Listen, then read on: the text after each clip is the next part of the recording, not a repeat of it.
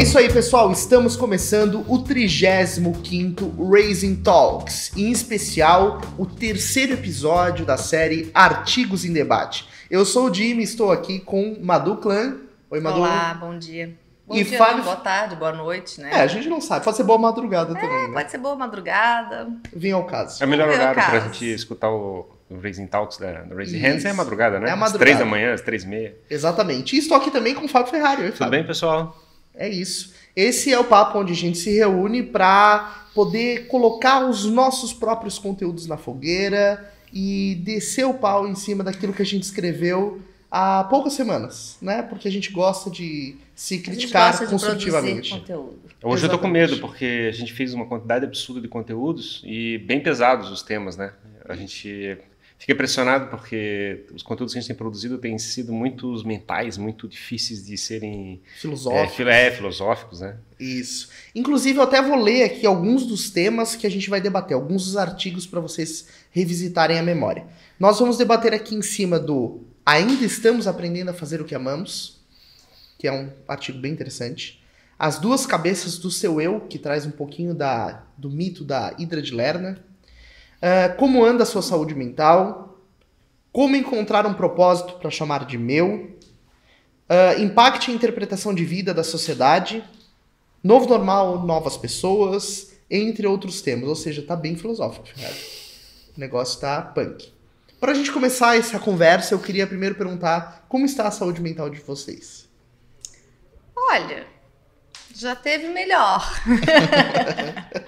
Eu até, quando eu escrevi esse artigo, na verdade, a gente tem uma definição da Organização Mundial da Saúde que diz que a saúde ele é um conjunto, né? Do nosso físico, do nosso mental, das nossas emoções, do nosso espiritual. Então, não é só a questão do corpo, né? Por si só, a matéria. Ela vai muito além esse conceito de saúde. Então, eu acho que nesse momento, muitas pessoas, eu poderia até dizer que a grande maioria, 99% das pessoas não estão com a saúde bem. Podem não estar com a doença, né, com o Covid, mas o mental de todo mundo está muito abalado. As pessoas estão com dificuldade de lidar com a questão da quarentena, com a questão do isolamento, com a questão de não poder ver as pessoas, abraçar as pessoas que ama. Então, eu diria que, assim, no momento eu estou bem, né? Mas bem, não na sua totalidade. Eu estou bem diante do contexto. Ferrari, como você vê isso? Ferrari é bem estoico, então Eu vamos ver qual tô tentando responder essa pergunta de uma maneira que possa contribuir na discussão, mas é que a gente realmente está numa situação bem complicada por causa desse processo todo de quarentena. Esse medo coletivo que foi gerado pela mídia, pelo processo, está deixando todo mundo muito apavorado. Isso provoca muita ansiedade, as pessoas sofrem demais por causa disso. Então, a gente está com uma doença social e uma doença física também. Então, uma doença e isso está se prejudicando as nossas cabeças. A gente está com uma dificuldade muito pesada de lidar com esses problemas e com como é que a gente enfrenta a vida considerando tudo isso. A gente tem um motor de rodar o dia, como é que é, um dia a dia, sem pensar muito a respeito do futuro, né? A gente fica tocando cada um dos problemas de cada dia. E a sensação que a gente tem é que a gente não tem mais amanhã, né? Tipo, que é uma sensação de não ter futuro, que provoca uma ansiedade de saber o que vai ser, o que vai acontecer. E destrói a nossa habilidade de fazer planejamentos a respeito do que vai acontecer, né? Tipo, o que a gente pode fazer para crescer na vida. É um desafio complicado e, na verdade, eu acredito, e até começar com essa temática da saúde mental é interessante, porque todo esse movimento que a gente está fazendo aqui na Raise Hands, de criar comunicadores, de produzir conteúdo, e a característica que os artigos que a gente escreveu nas últimas semanas têm de serem mais reflexivos, mais introspectivos, refletem um pouco isso, né? Talvez a gente esteja parando para repensar um monte de coisa a respeito da nossa vida. Então... E agora eu te pergunto, como é que anda a sua saúde mental? Pois é, a minha saúde mental encontra-se instável. Tem dias que eu tô muito bem, tem dias que eu tô muito mal. Então, minha saúde mental tá uma montanha-russa, basicamente. Eu tenho procurado aproveitar esse momento, né, apesar de tudo que tá acontecendo, para me transformar, para me autoconhecer, para entender como que eu posso ter uma vida melhor pessoalmente, né? Emocionalmente, digamos. Então, estou bastante dedicado a melhorar a minha saúde emocional, porque eu percebi bastante, assim, principalmente agora na quarentena, que quando a gente consegue ter um equilíbrio emocional maior, quando a gente consegue ter uma clareza maior sobre nós mesmos, o que eu acredito que seja impossível ter a totalidade disso, mas quando a gente consegue aumentar essa porcentagem de clareza, a gente consegue ter uma vida melhor, né?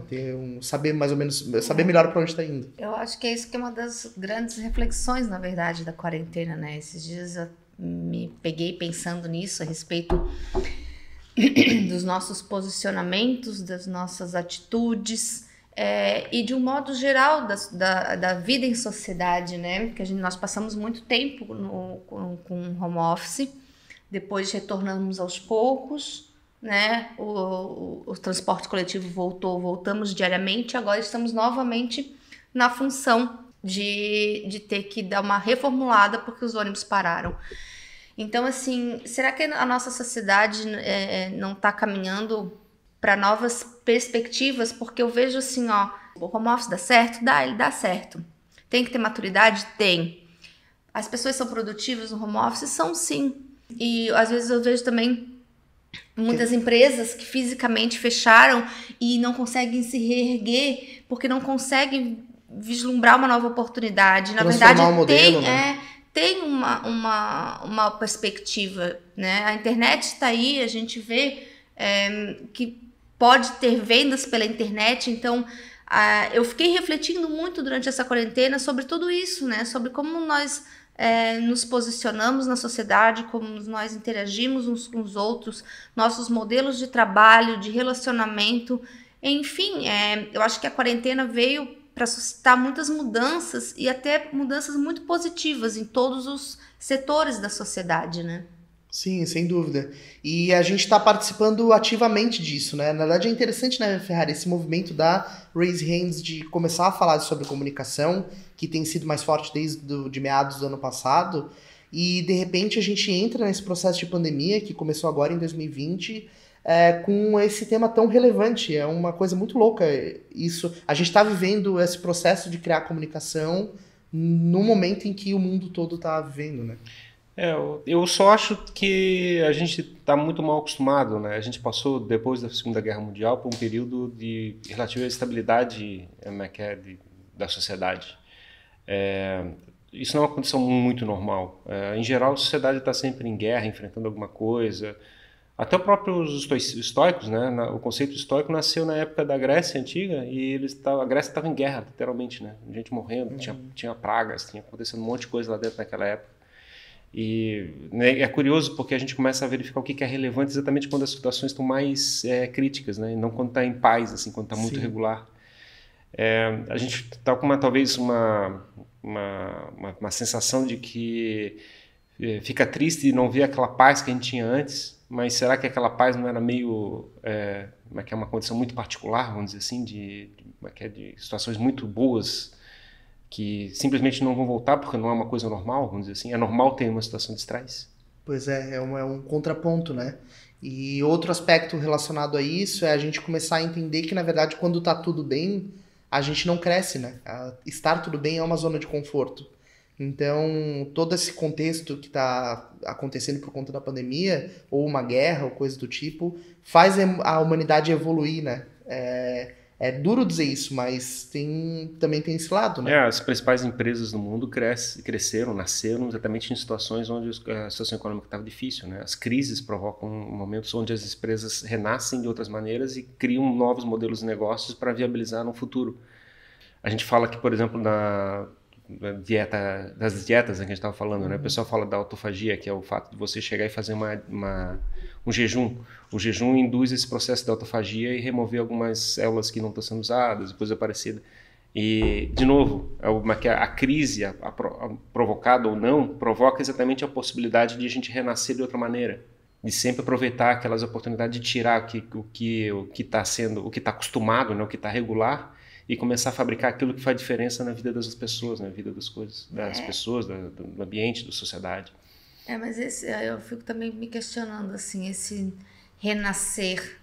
Porque, na verdade, o que é normal? Às vezes a gente fala assim, um novo normal, mas o que é normal? Antes era normal e agora nós vamos para um outro novo normal? Não vejo, ou a gente vai ser novo normal, vão ser novas pessoas. Porque eu acho que tudo depende das pessoas, né? Da transformação das pessoas. Não adianta acontecer tudo isso e as pessoas não se transformarem. Porque daí não vai ser um novo normal, vai ser apenas um novo cotidiano cheio de máscaras. Então, assim, a minha questão toda as pessoas realmente estão se transformando para ter um novo normal, ou aquilo que a gente vivia antes não era nem normal. Porque eu fico me questionando, o que é normal? Às vezes nós vivemos coisas que foram impostas pela sociedade, né? E eu sempre brinco assim com regras que ninguém me chamou para participar, para decidir. Uhum. Então, eu vejo que muitas coisas a gente vive porque nós já está naquele nosso processo, né? Nós já nascemos daquele jeito, conhecemos daquela maneira e estipulou-se como normal. Então, dizer que agora nós vamos entrar num novo normal, mas exatamente. O que era antes era normal? Não sei. Eu acho que, na verdade, a gente tem que acreditar que vão ter novas pessoas que vão construir uma nova realidade. De novo, trazendo para o lado do estoicismo, né?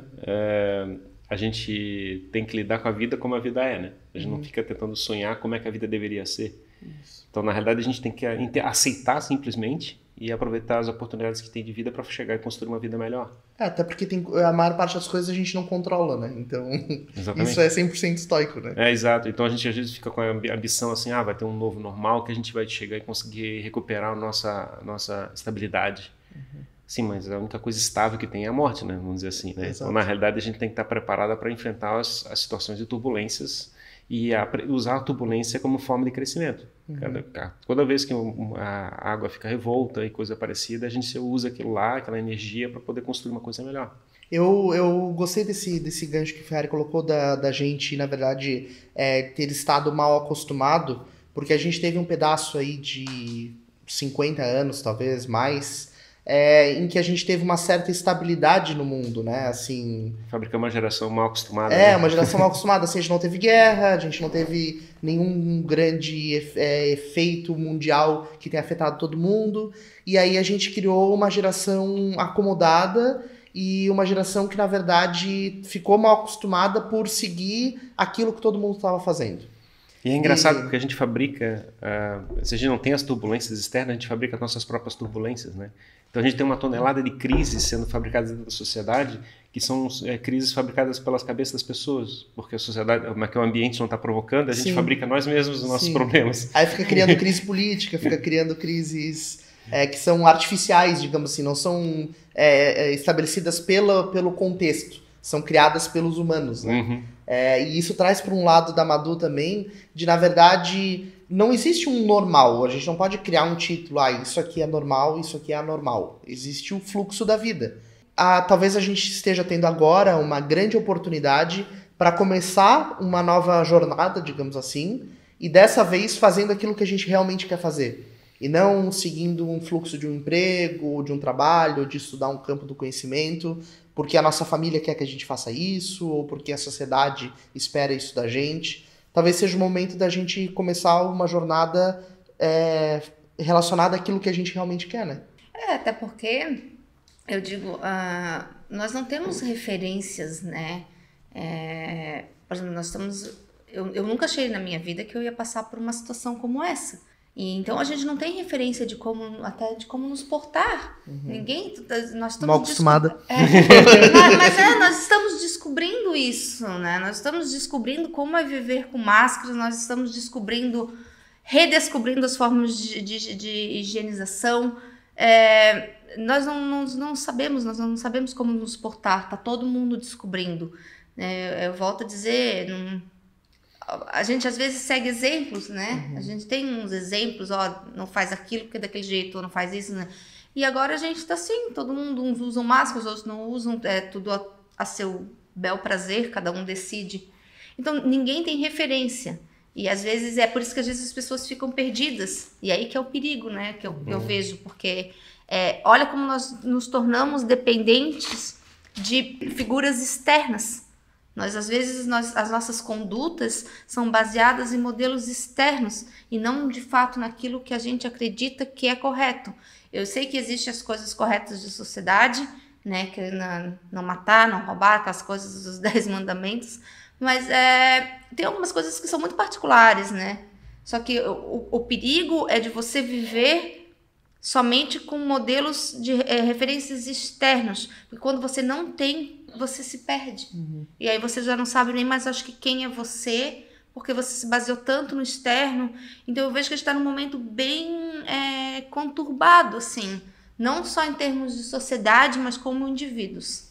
Eu acho que a mídia, os governos, eles fabricaram um padrão de comportamento, né, de como é que as pessoas deveriam fazer a vida, só que não são baseados em conceitos de virtudes. A gente não fabricou, dentro da cabeça das pessoas, uma idealização de um eu ideal, vamos dizer assim. A gente está fabricando, na realidade, uma estrutura paternalista de como é que a gente deve tocar a vida. E a gente viveu nesse ambiente. E isso, a gente começa a questionar: tem que usar máscara, não tem que usar máscara, tem que ficar isolado, não tem que ficar isolado, é para evitar contato humano, é para ficar com contato humano. A gente começa a verificar assim, o que é valor, né? O que é relevante mesmo. E a gente começa a questionar assim, será que o que estão passando para a gente é a verdade ou não é verdade? A gente começa a ficar com aquelas teorias, né, de conspiração e coisa parecida, tentando localizar, tá, e quando é que está a verdade, né? E a gente tem que verificar, porque na realidade a verdade vem do nosso modo de ver o mundo, né? E não de como é que os outros veem o mundo. Então a gente tem que começar a chegar e tentar valorizar esse lado dentro da gente, né? Do que é importante. E falar dos 10 mandamentos, que a gente fala sobre que são características, são virtudes de como tocar a vida, que são passadas pela Igreja Católica, pela religião cristã. E existem outros princípios, sejam budistas, sejam judeus, seja até islâmicos, tem alguns conceitos que são relevantes.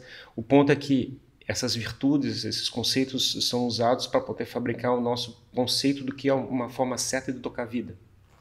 E a gente, teoricamente, tem que usar isso para poder enfrentar o mundo, independente de como é que o mundo joga as coisas em cima da gente. Entendi. É como se todo mundo construísse uma consciência coletiva e a gente se abastecesse de lá para seguir a nossa vida.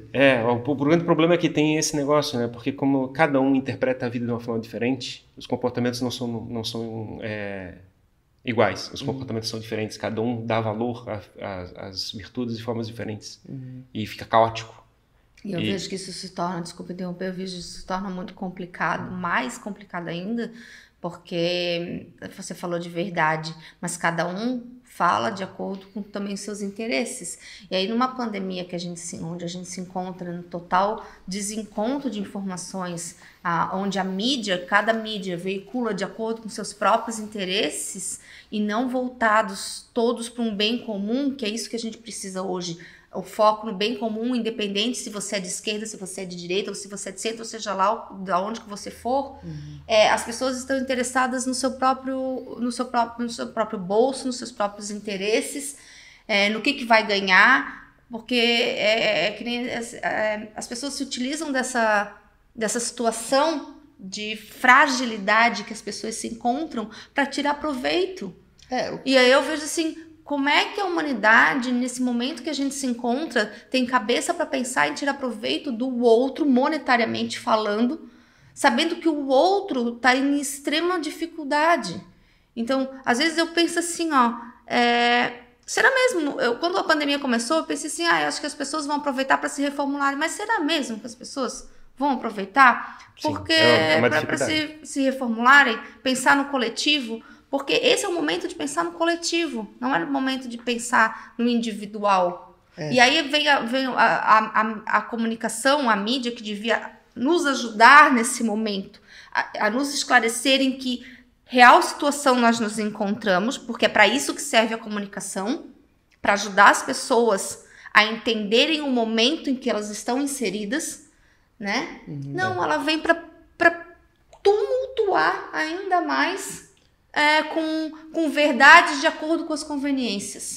Na realidade, o que tem dentro do processo de comunicação, a comunicação mais rasa, um comportamento de quer provocar comportamento em manada, né? Então eles querem chegar e fabricar comportamentos onde eles consideram que é um comportamento certo e a pessoa começa a olhar em volta para verificar. Então ele está buscando aprovação no grupo para poder chegar e sobreviver.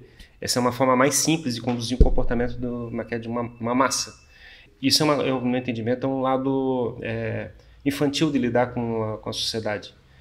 No meu entendimento, a comunicação deveria ser um processo de transformação, onde a pessoa pudesse trabalhar e construir as virtudes, os valores que eles podem usar para construir como é que ele vai cada um tocar a sua vida.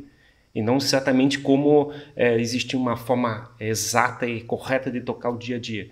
E sim, na realidade, o que são os valores que são importantes que você precisa ter para tomar a decisão correta em cada momento que você tem na sua vida. Exatamente, os princípios fundamentais, né? Exato. E tem um fundo, esse fundo que vocês estão colocando, das pessoas se aproveitarem das outras e pensarem só em si mesmas, tem um fundo de egoísmo que a gente vê refletido em muitas situações. Por exemplo, no começo do movimento da pandemia, que ninguém sabia como é que a coisa ia acontecer, as prateleiras dos supermercados ficaram vazias. Todo mundo foi lá e comprou muito mais papel higiênico do que poderia utilizar ao longo de um ano. Ou comprou muito mais comida. Então, as pessoas, elas no momento de instabilidade, elas deixam de lado qualquer preocupação com o contexto, né? com a sociedade, com o coletivo, e se voltam totalmente para si, né? E isso tem muito a ver com essa falta de buscar esses princípios fundamentais, né? De que são balizas para a gente tomar as nossas atitudes fundamentadas, assim, né? Para não agir de maneira mas egoísta. Assim, a pessoa faz esse comportamento extremamente individualista porque não confia nos outros. Então, na realidade, se você tem uma mídia, um processo fazendo comunicação truncada, cortando informação e coisa parecida, a gente começa a ficar desesperado e começa a assumir ações que não seriam racionais, simplesmente com a tentativa de se proteger. Então, tem esse lado, mas eu também concordo que, se as pessoas estão procurando papel higiênico por alguma razão, tem que ser produzido mais papel higiênico. Na realidade, então, esse negócio vai conduzir e vai provocar uma bolha. Essa bolha daqui a pouco esvazia e coisa parecida. Quer dizer, a gente tem que entender que isso também é um processo natural. As pessoas estão desesperadas, estão tentando localizar uma maneira de fazer as coisas. Vai que o papel higiênico faz uma diferença absurda, por alguma razão. Vai que a gente não saiba, né? O ponto que eu quero dizer é o seguinte, isso é um processo de seleção natural. A gente, como é que é a forma certa de lidar com o problema? É tentativa e erro, fazendo experimentações e testando direções diferentes de como é que a coisa pode ser usada para resolver o problema. Mas nessa tentativa e erro, eu acho que a comunicação, ela serviria para nos ajudar, né? De repente, até a gente, ao usar a criatividade, despertar a nossa criatividade para a reformulação da nossa maneira de pensar, do nosso mindset. Sim. Né? Aí tem esse lado. Eu acho que ela poderia fornecer ingredientes que contribuíssem para essa, vamos dizer, para a preparação desse bolo mental de um novo pensar, vamos dizer, de um novo agir. A primeira coisa é a autenticidade, é falar a verdade. Né? Esse é o primeiro problema, porque na hora que você percebe que a comunicação tá truncada, você não começa a não confiar, e aí começa a tomar decisões que ficam, que parecem nonsense. Então esse é um primeiro elemento. E o segundo elemento é não tentar ficar passando assim, você tem que fazer isso porque tem que fazer. Exato. Você tem que fazer isso porque isso é um valor, tem que ser construído, coisa parecida. É importante ser generoso, por exemplo. Sim. Não ficar comprando só para você, comprar para proteger a tua família, o teu bairro, a tua cidade. Quer dizer, você começa a fabricar esse valor de pertencimento numa comunidade, é muito mais relevante do que dizer assim, você tem que fazer isso porque eu estou mandando. Sim, exatamente. É uma forma de impactar, na verdade. Até tu tem um artigo que tu mesmo escreveu, né? Que é Impacte a sociedade. Impacte a interpretação da vida da sociedade. A gente tem que usar a comunicação para impactar. Exatamente o que a gente tenta fazer aqui na Raising Hands. Exatamente isso. Esse nosso objetivo é fazer isso. É quando a gente tenta explicar para as pessoas que comunicar é um valor que tem que ser construído. E isso é importante para a vida de cada um. E tem, na verdade, uma grande oportunidade que está sendo colocada, né? Que, na minha visão, é a grande oportunidade da pandemia, do que a gente está vivendo. A partir do momento que eu tenho a chance de reformular o meu mindset, de criar uma nova maneira de enxergar as coisas, de entender a importância de eu fazer aquilo que eu realmente gosto e aquilo que eu devo gerar de valor para a sociedade, pensando nesse contexto mais coletivo, eu vou precisar usar a comunicação para fazer isso acontecer. Então, a minha visão é que o processo de comunicação, ele é totalmente relevante para a construção de uma jornada, né? As pessoas ficam muito preocupadas, como é que eu vou encontrar o que eu quero fazer, o meu propósito? Primeiro, assim, você tem que sentir isso dentro de você, você tem que entender aquilo que faz parte do que você quer gerar de transformação. E o segundo momento é você começar a comunicar isso para o mundo, para você poder receber feedbacks, poder aprender com isso e conseguir gerar a transformação que você quer gerar. Então, a minha visão sobre o que a gente está fazendo na Raise Hands e o papel da comunicação é que simplesmente a gente não vai sair do lugar enquanto humanidade se a gente não trouxer a comunicação para a nossa vida mais do que nunca. Autenticidade, né? Fazer uma comunicação que reflita o que você é, o que você experimenta, o que você está passando, não o que como é que o comportamento em manada está induzindo você a executar. Uhum. Ajudar a, inclusive, achar o propósito, né, da pessoa, né? Uhum. Tu escreveu um artigo sobre isso, né? Como encontrar um propósito para chamar de meu, né? Exatamente. E é isso, a comunicação faz isso, ela ajuda as pessoas. Às vezes, o que eu tô passando pode... A gente acha que às vezes, ninguém tá passando mal. Não, gente, às vezes se a gente comunica a nossa transformação, você vai pode ajudar pessoas. Uma outra pessoa com os mesmos problemas. Tu fala de ansiedade, sim, né? Eu tô falando da minha terapia. Cada um fala das suas áreas e em algum momento nesse mundo tem alguém que vai ao encontro do teu propósito, né? Ou se você tá sem propósito, você segue pessoas e você vai analisando assim, nossa... Você vai se encontrando também. Você vai se encontrando também, né? E a comunicação é que viabiliza isso, né? Justamente essa ansiedade do propósito, que é uma coisa que me incomoda bastante, todo mundo falando, você tem que ter um propósito, faça aquilo que você tem que fazer, mas ninguém diz, o que caminho eu sigo? É difícil você dizer como encontrar um propósito. Assim, cada pessoa tem uma maneira de se enxergar no mundo. A minha maneira, que foi o que eu escrevi no artigo, foi eu olhar para minha infância, para minha história, e ver aquilo que era meu comportamento quando eu era criança, quando eu fui crescendo, aquilo que fazia sentido para mim, e isso começou a construir o valor que eu quero gerar para as pessoas. Então eu fui mais do que nunca, mergulhei no meu íntimo. Problemas familiares com meu pai, com a minha mãe, com as minhas irmãs, dúvidas que eu tive ao longo do meu desenvolvimento enquanto pessoa. Aí, isso é o propósito, né? Não é uma coisa assim, o meu propósito é isso aqui, pum. Cara, não é um comercial. Não é uma coisa que você... Eu acho que às vezes existe uma coisa muito louca nisso. Porque as pessoas ficam, porque... Eu tava discutindo com a minha irmã esses dias até. Essa loucura de, você tem que ter um propósito, porque qual é o teu propósito?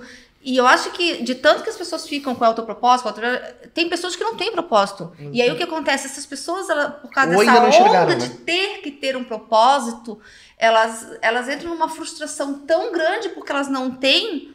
E eu não acho que todo mundo tenha que ter um propósito. Eu acho que se você encontrou o seu, bacana. Se você não tem propósito e deixa a vida me levar...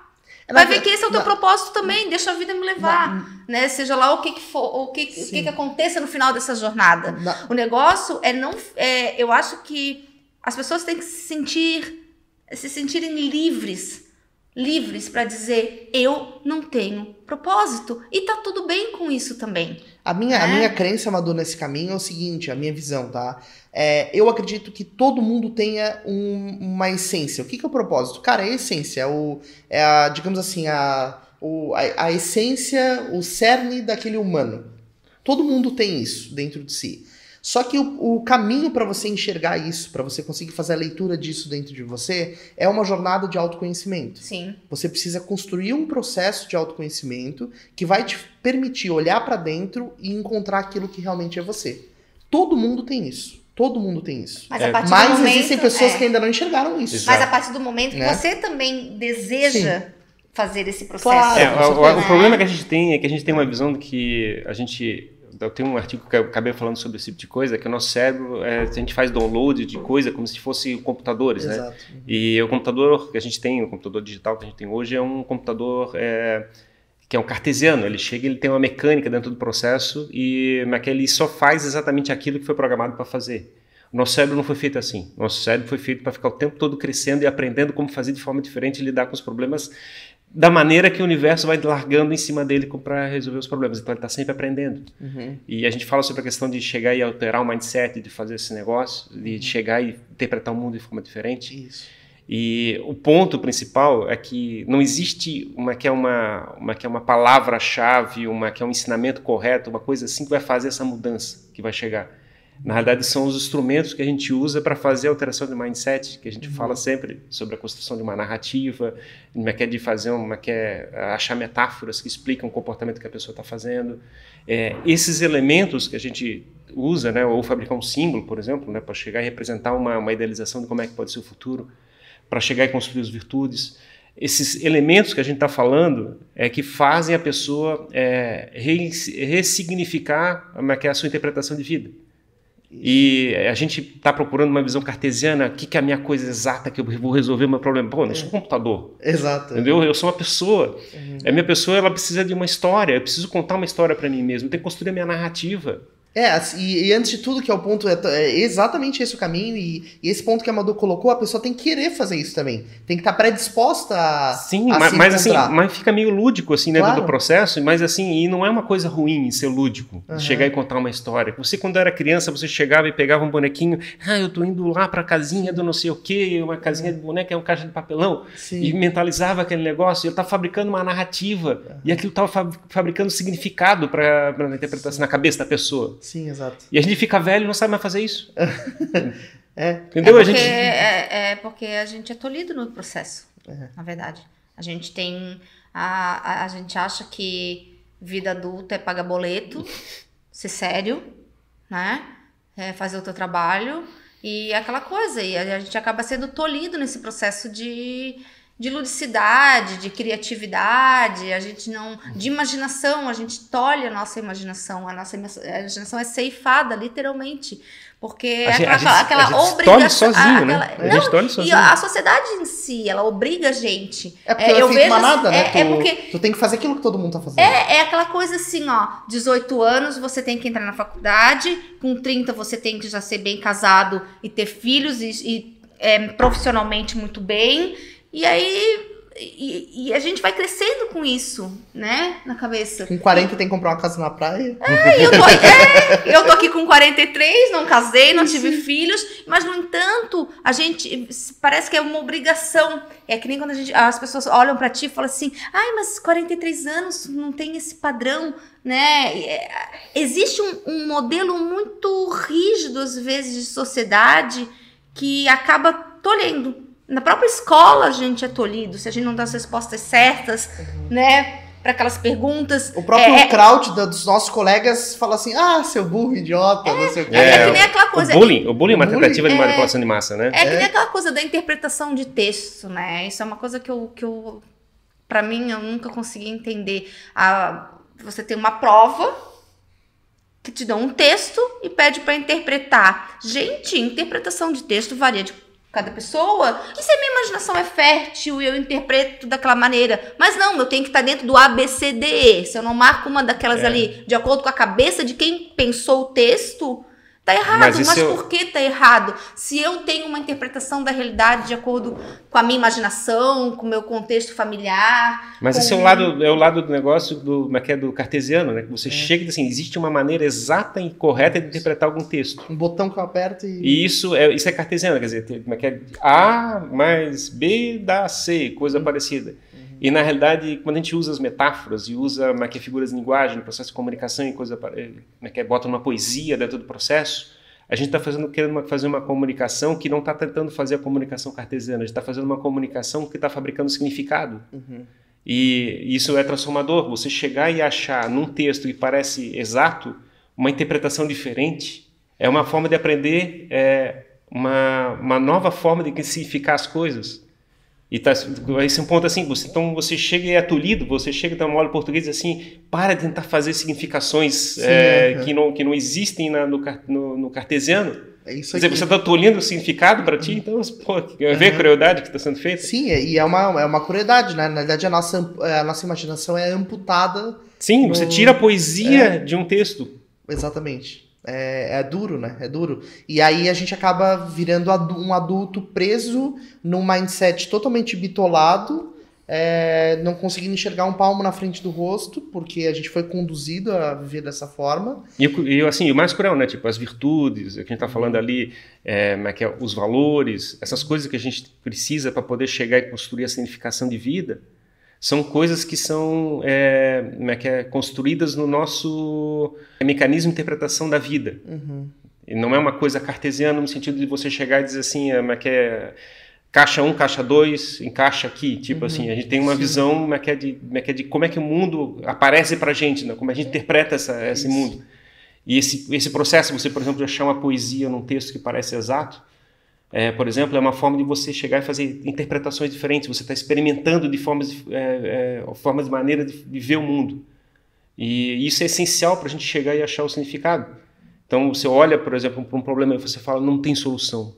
Como é que estou ferrado? Como é que apareceu um vírus e todo mundo vai ficar preso em casa? Não tem como, a empresa acabou, não tem como executar mais nada. Você não consegue verificar assim, mas se eu olhar o mundo sobre essa outra maneira, eu consigo ver que dá para fazer de outro jeito, ou dá para fazer de outro jeito, eu consigo fazer outras significações para as coisas que eu estou vendo. Ser criativo, ver outra maneira de ver o negócio, ver como é que isso liga com os valores que você está fabricando, que isso é importante para a comunidade, coisa parecida. É isso aí que vai fazer o significado ser importante e te preparar para chegar e fabricar um futuro que vai ser bom para todo mundo, apesar das situações que tem no mundo, né? Mas às vezes as pessoas não, como é que eu vou dizer? Elas não querem saber, não é que não querem saber, elas acham que as respostas, elas têm que estar dentro daquele formato. Um exemplo, quando eu fazia faculdade, tinha aula de fotojornalismo. E aí o professor colocou uma foto que era uma mulher caída no chão e umas pessoas ao redor. E pediu para todo mundo interpretar o que via aquilo. Daí eu comecei, né? Eu com a minha interpretação, fui lá e falei, olha, a mulher, aconteceu isso, foi assaltada, mas não consegui levar a bolsa, porque a bolsa estava caindo no chão. E aí depois, como ela se machucou, chegou a polícia e a ambulância. Aí todo mundo olhou para mim assim, Eduarda, mas onde é que tu viu a polícia e a ambulância? É só uma mulher caída. Aí todo mundo começou a rir, mas eu falei assim, meu Deus, mas vocês não mandaram eu interpretar a foto? Então, quer dizer, não era para eu criar uma história, era para eu interpretar somente a foto, que era uma mulher caída no chão e ponto. Então, quer dizer, naquele momento, tu não deu a resposta certa. E pior... eu dei a resposta certa... Sim. E pior que tu é meio taxado de idiota, né? As pessoas te olham como se tu fosse um grande idiota, né?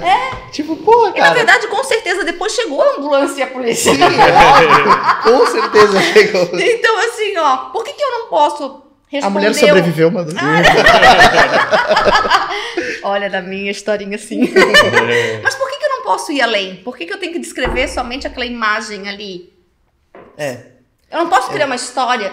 Então, as pessoas, às vezes, elas querem o que tá ali. Exato. Não o além. E aí o cara chega lá no final da vida, né, tipo, terminando lá a sua jornada na Terra, o cara olha pra trás e diz assim, porra, que merda, né? Tipo, vivi o que eu tinha pra viver e não fiz nenhuma transformação. Porque a gente tá aqui mesmo pra se transformar.